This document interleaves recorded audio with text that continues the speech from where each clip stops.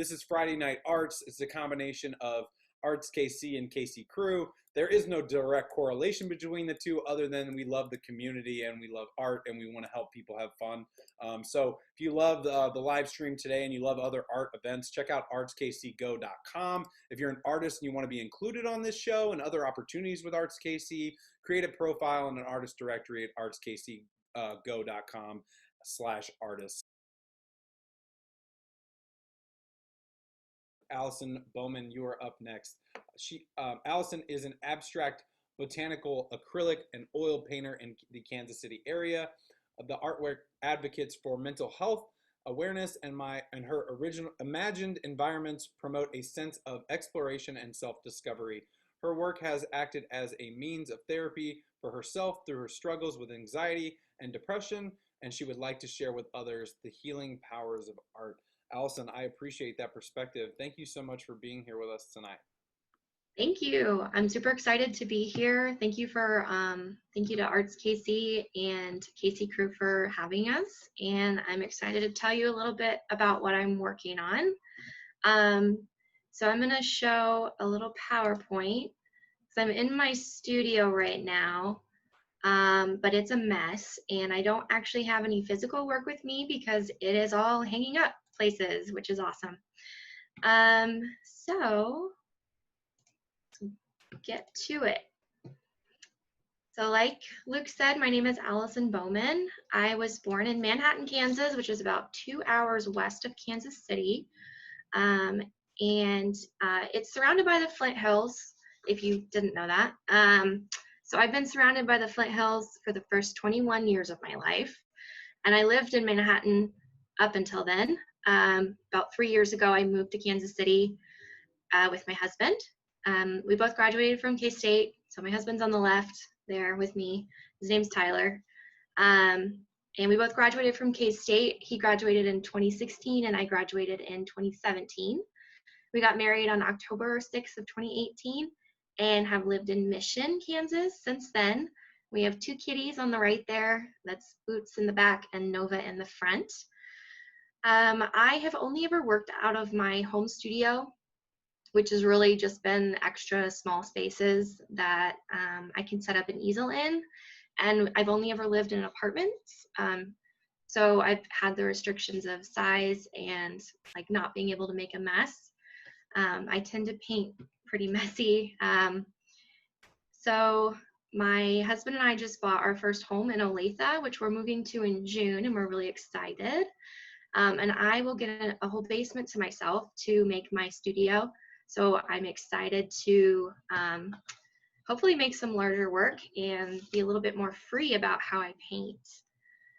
I am super fortunate to be able to work in my home when I have time, especially right now. A lot of studios, they are still letting artists come work, but they're not, there's restrictions because of COVID. But as much as I enjoy being in my studio, I still love working my jobs. I'm the administrative assistant for the Arts Council of Johnson County, where we advocate for the arts in Johnson County, Kansas. And since COVID-19, we have been working on connecting artists and arts organizations to resources, helping them find emergency funding, technical resources, food sources, mental health, all of that kind of stuff, which is super, super important that people can have access to right now. I'm really passionate about advocating for the arts, especially using art as a mechanism for mental health. So I believe what we're doing is really important. Part-time, well, both of those are part-time, but the other part-time, I work as a teaching artist at the Johnson County Arts and Heritage Center. And before COVID-19 and the building shut down, I led youth camps and classes, adult painting classes, and open studios. So this painting is one that I did in college called Provenance. And it's kind of one of the first ones that started this whole botanical environment series for me. And it's one of my favorites. I don't have it anymore, which is kind of sad, but it's in a good home now. So my parents have always been super supportive of my love for the arts. They're on this video right now somewhere. Stephanie Olson's my mom. Both of my parents are creatives. My dad designs and prints 3D model car parts and sells them, and my mom is an amazing scrapbooker, and she makes beautiful paper cards. I could never picture myself doing anything but painting, even when my dad casually hinted that I should go into something like pharmaceuticals. Just sounded really boring, and I have only ever wanted to do something in the arts. I always thought I wanted to be a full-time painter and make an income from my art, but now that I work in art advocacy, I think that's more of the direction that I want to go. So after I did my first year of undergrad online, I enrolled in the art program at K-State, where I graduated with a bachelor's degree in studio art with a concentration in painting. I had some awesome professors that helped me through the program, Nancy Morrow and Kevin Bernstein. They were amazing and inspiring, and I wouldn't be where I am today without their help. I also worked at a gallery in Manhattan called the Strecker Nelson Gallery all through college. And when it was bought by the West couple family, they changed the name to Strecker Nelson West Gallery and kept me on as a gallery assistant. And over the 3 or 4 years that I worked there, I met a lot of artists all around Kansas, especially in Kansas City. And when I moved up here, they were super supportive, helping me find work and getting into shows. So that was really cool to have those connections. My love of plants stemmed from long walks on the Konza, where I grew up in Manhattan. And my family was really fortunate to be able to travel across the US on our summer vacations. And we visited a lot of really pretty areas such as the Redwood Forest and other national parks, where we went camping, we went hiking. So really a lot of the places that I went to when I was a kid growing up were just in nature. So I always loved nature ever since I was a kid. Let's see. I started using plants in my work because they represent growth, and nature is universal, and most people are able to connect with it in some way. And my paintings, as Luke said in my intro, are typically done with oil or acrylic on canvas, and I love to work large scale because of how freeing it is. This painting is called Elysium, and it's the largest painting I have done so far. It's really tall, and my parents actually have it hanging in their house right now, which is super cool, so I get to see it every time I go visit them. And next. When I was in college, I was diagnosed with severe anxiety, which in turn led to spiraling depression. I couldn't eat, I couldn't sleep, and the worst part was that there was nothing physically wrong with me. I was literally worrying myself sick over nothing, but in my mind, it was the end of the world. It was so hard to explain to people, especially my family, what I was feeling. Eventually, I started going to therapy to learn how to verbalize the mess that's in my brain. I also began to use painting as a tool to express myself, like most artists do, instead of just painting things from photographs. In high school and the beginning of college, I did a lot of landscape painting, not anything realistic. I like to call myself an impressionist, but I don't know if that's right or not. So it kind of got boring painting landscapes over and over, and I just wanted a little bit of change. So when I was in college, I started painting plants. My work now is about growth and self-discovery through a time of isolation. These spaces have become sacred because they represent a place of peace, tranquility, and uphold the ability to escape from the present. Escape is the word I most often use to describe the environments that I create.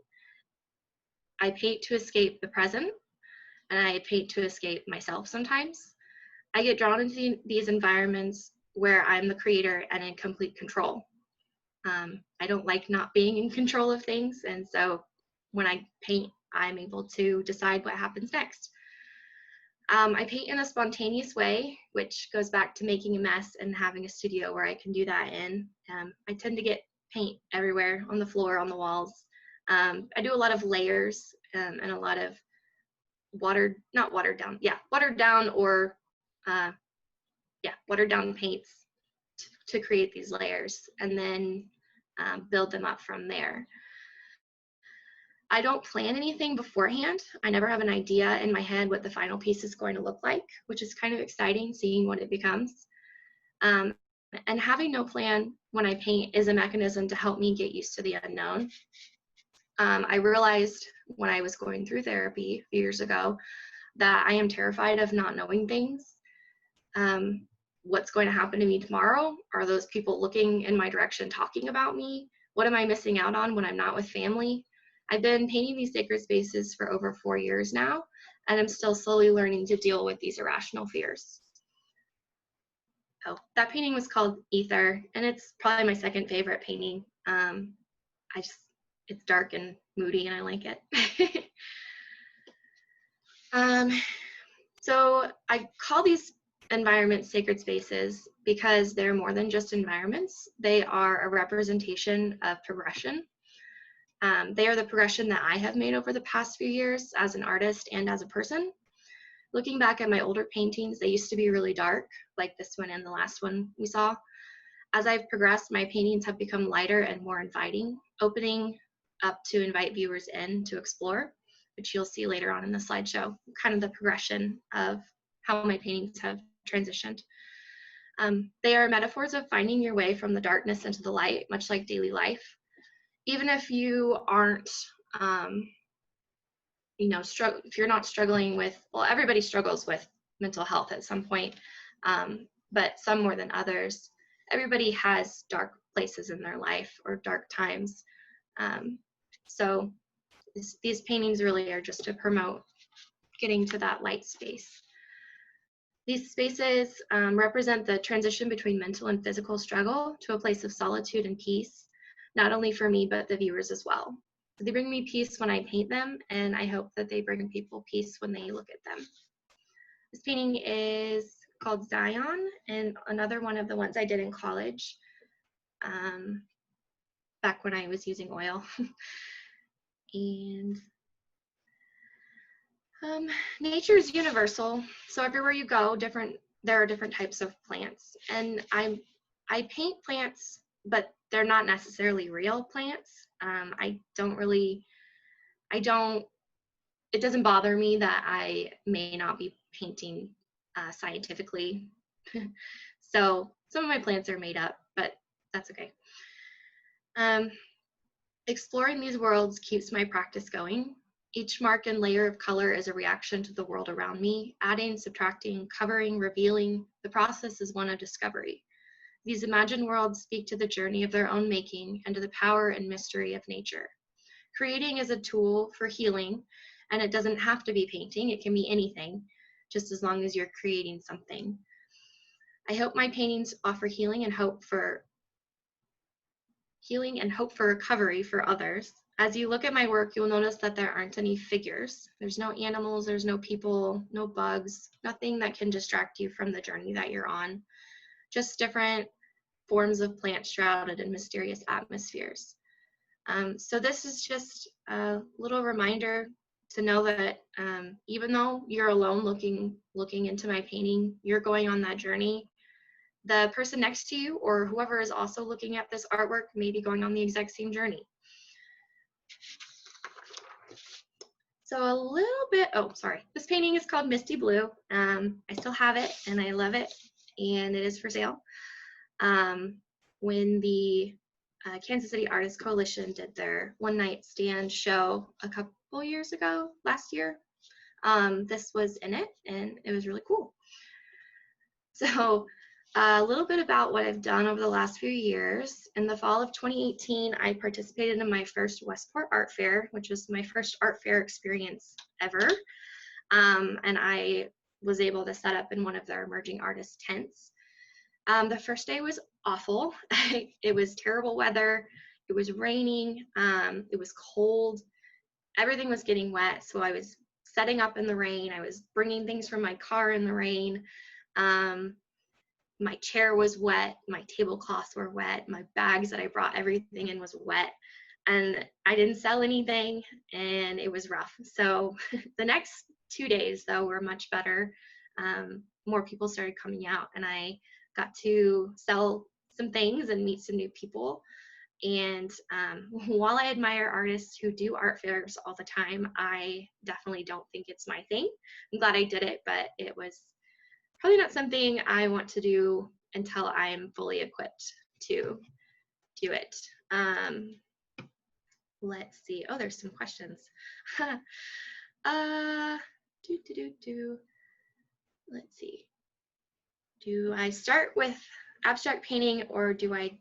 Oh, did I? Yes. So I think that's somewhere in here. Anyway, I started with landscapes. So I tried figure drawing or figure painting a little bit in college, but I'm really not good at it. So I did landscapes. They weren't, like I said, they weren't realistic or anything. It was just kind of playing around. And I only ever worked from photographs. So I wish I would have done some plein air painting, which is painting outside, but I've never done that. So then after Art Westport,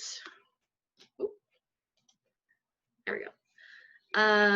I went through the Artist Inc. program through Mid-America Arts Alliance in the spring of 2019.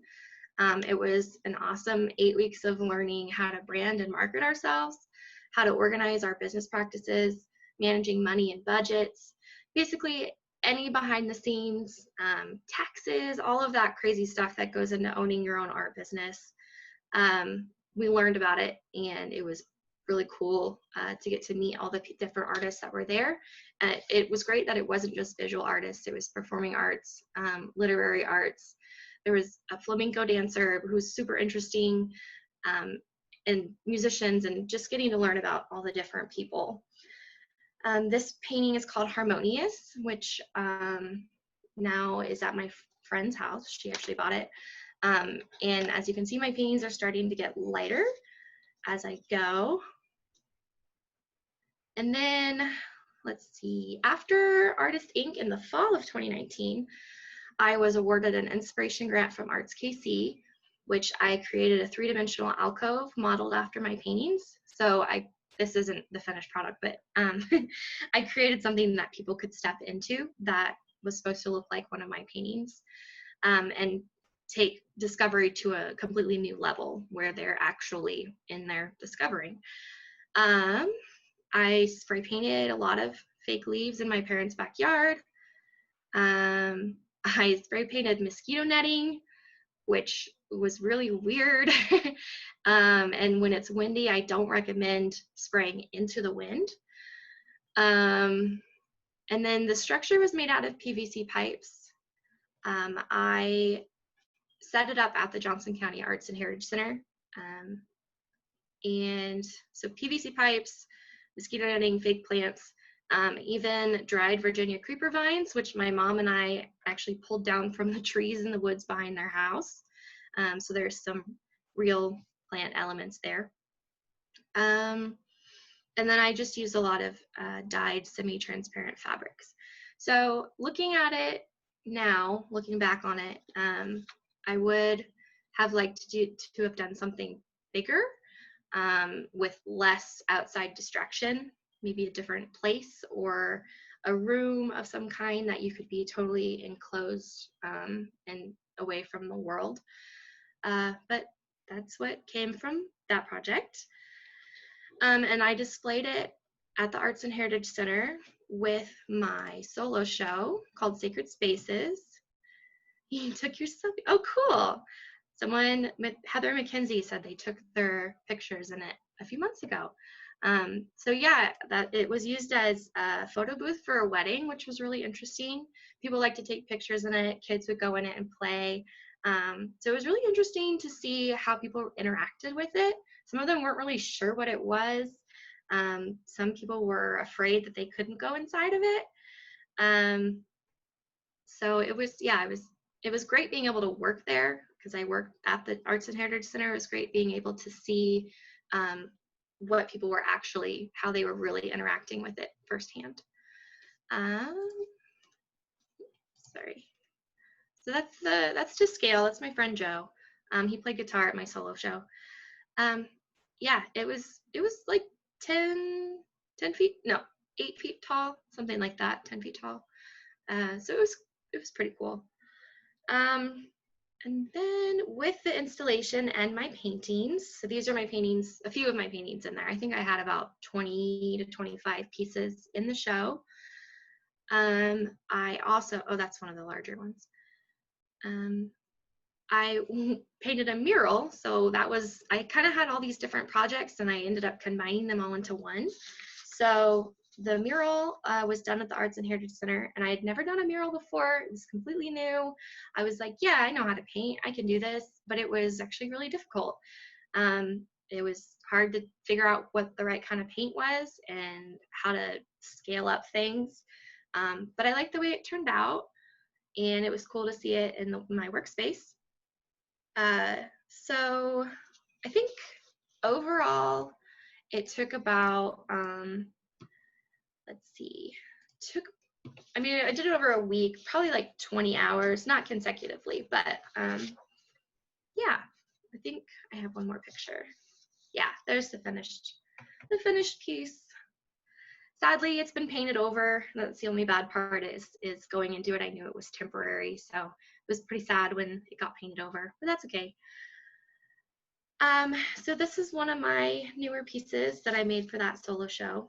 And the project that I'm doing with Artist Ink Advance right now, which I forgot to tell you, is I think there's 22 artists that, I don't think I even talked about okay. Artist Ink Advance. I'm in the Artist Ink Advance program, which started this February, right before all of the COVID craziness started. 22 artists are working on project proposals, and we're basically competing for a grant at the end of next year. So we'll each give our project description and proposal, and then people can vote, and then the Artist Ink officiates admin will decide who gets the grant. So my project is called Sacred Spaces Cultivating Hope, and it includes a body of my artwork that hopefully inspires change in the way society thinks about mental illness. The ultimate goal is to create 10 36 by 48 paintings, which is how large this one is. I don't have it to scale, unfortunately, but I'd like to display them in a psychiatric treatment facility or a unit in the Kansas City area. I don't have any of the details ironed out yet.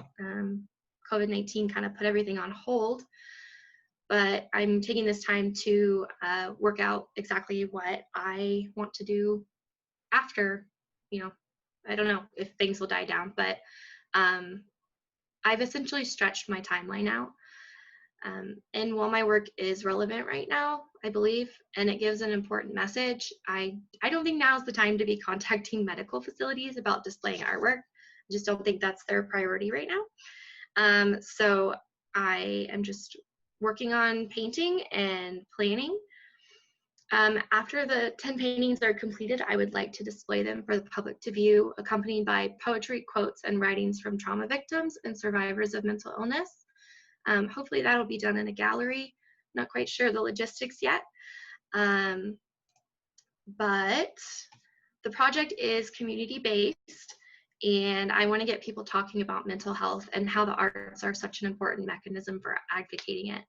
I just need to figure out how to move forward. So here we go. This project is something that can be changed and expanded into something bigger eventually.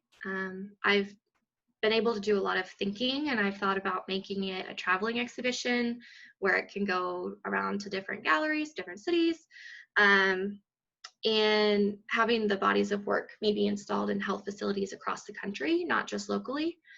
And I think a big thing that I've been thinking about is senior living facilities as well.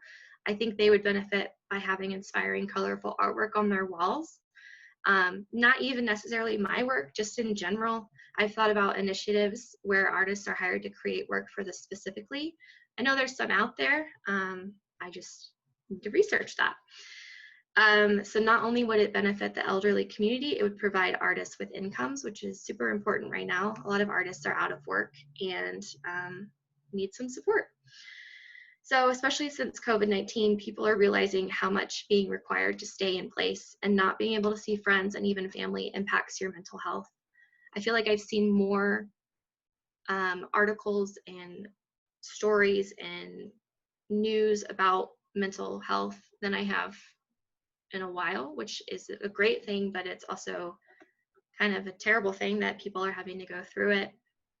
Um, but the bottom line about this project that I want people to know is it goes beyond decorating. Mental illness is real. It needs to be talked about, and there needs to be initiatives in place to bring people hope, especially right now. So that's kind of serious. Sorry. So what I've been doing right now, May is Mental Health Awareness Month, and I have been posting a painting a day on my social media. I do Facebook and Instagram, where people can buy them for whatever they want. It's a pay what you want sale, and that money goes directly to funding this project that I just talked about.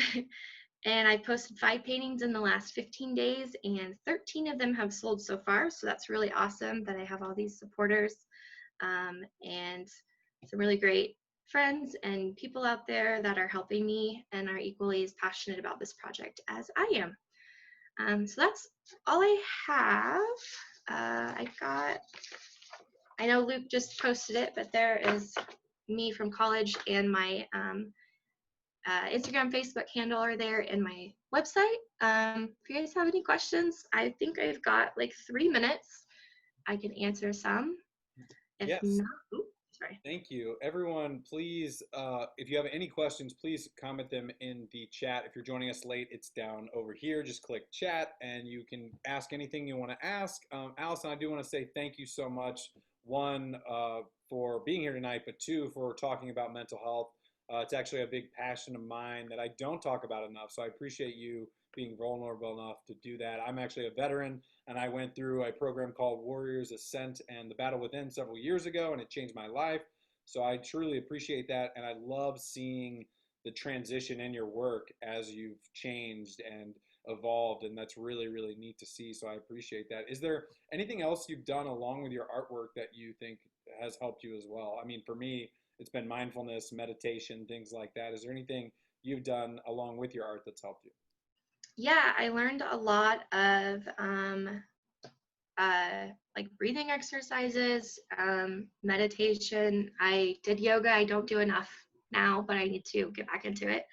So that kind of stuff, and really just being around people that um, understand. Everybody at my work is very passionate about the arts and um, allowing people to talk about their feelings and that kind of thing. So it's really important to have a support system. And I know actually a few people who went through Warriors Ascent and the Battle Within, and they were veteran artists at the Arts and Heritage Center that I helped put up that show. So that was cool getting to meet them. There's a lot of great programs out there that help people and support people, veterans, and just normal everybody else. So yeah.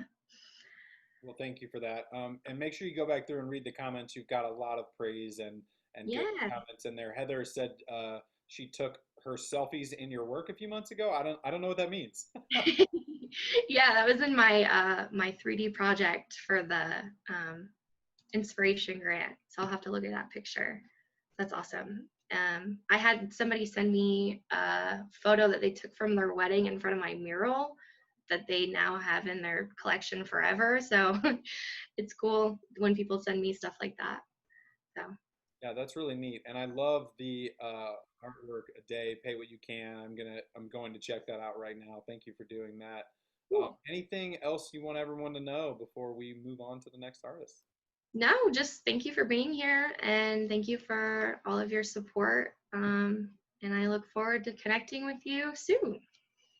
Well, thank you very much. Everyone, please give a round of applause to Allison. You can do it physically, which is what I like to do, but if you want to do it digitally, you can do it through the reactions down at the bottom there as well. Thank you so much to Allison. And I'm chatting right now how you can support her if you would like to do so.